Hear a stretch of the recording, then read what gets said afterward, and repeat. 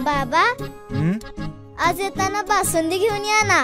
अगं, कालच आपण आईचा वाढदिवस होता म्हणून आणली होती ना. ऐकलं, गोकुळची बासुंदी पुन्हा खावीशी वाटतेय. खरं सांगू, मलाही खावीशी वाटतेय. पुन्हा पुन्हा खावीशी वाटणारी गोकुळ बासुंदी. सरकार शक्तीपीठासाठी रस्ता करताय, पण मागणी करूनही इथं रस्ता होईना.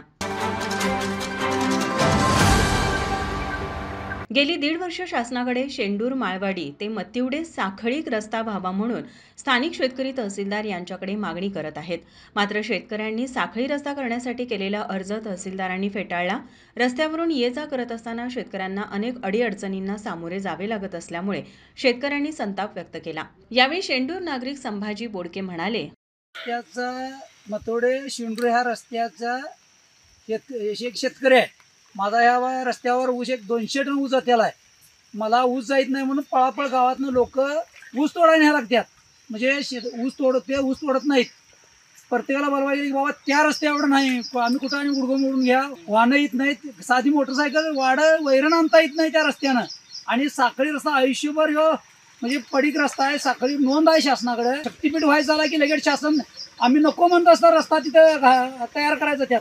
आणि आम्ही मागणी करलेली असताना सुद्धा आम्हाला रस्ता शासन म्हणजे आता 1.5 वर्ष झाला आम्ही पाठलाग करतोय. आम्हाला हे मोकळी करून मिळत नाही. शासनाच्या लोकांनी याच्यात लक्ष घालावं. आणि आम्ही गोरगरीब शेतकरी आहे, हे शासनानंच करायला लागतंय. प्रत्येकाचं मत आहे की शासकीय मोजणी व्हावी.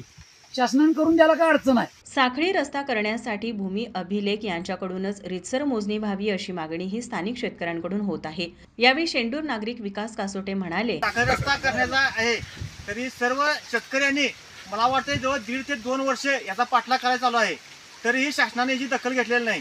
चंद्रशेखर बावळकुंडे महसूल मंत्री यांनी शेंडूर गावातील 33 साखळ्या ह्या खुल्या करून द्याव्या असा आदेश आलेला आहे. तरी एकाही साखळीचा आदेश झालेला नाही, साखळी रस्त्याचा आदेश झालेला नाही.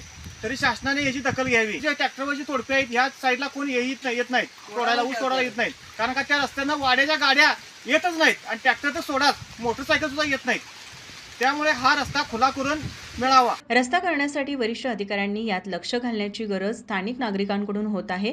यावेळी नागरिक हरी देसाई म्हणाले, हाच रस्ता शेंडूर ते मतिवडे या कर्नाटक हद्दीपर्यंत या रस्त्याचं आम्ही तहसीलदारांच्याकडे कोर्ट कमिशन केलेलं होतं. रस्ता मागणी अर्ज केलेला होता. सर्व शेतकऱ्यांच्या हे तहसीलदारांनी या रस्त्याचं मोजणी करून मतिवड्यापासून कर्नाटक हद्दीपर्यंत 2 किलोमीटर तिकडनं पक्क डांबरीकरण होत आले.